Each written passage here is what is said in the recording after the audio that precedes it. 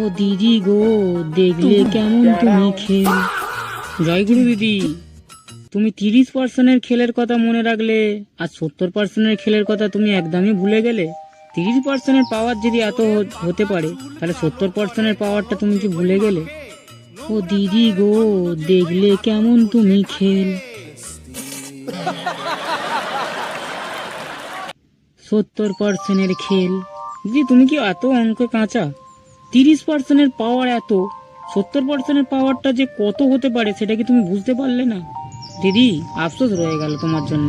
ও দিদি গো, এই সামান্য অঙ্কটা তুমি বুঝতে পারলে না। 30%-এর জন্য 70%-কে তুমি খেপিয়ে দিলে।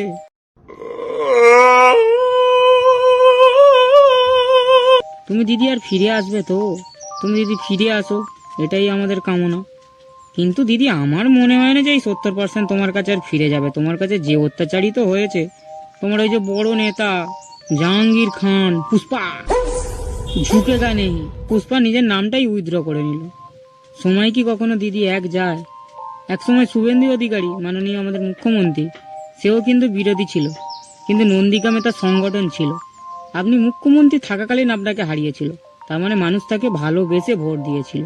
কিন্তু আপনার পুষ্পা মানুষকে ধমকে চমকে, মানুষকে জোর করে ভোট দিয়েছে।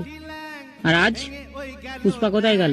পুষ্পা জানে এখন সে যদি বাইরে বেরোয় সিকিউরিটি ছাড়া, জনগণ কি করবে সে নিজেও জানে না।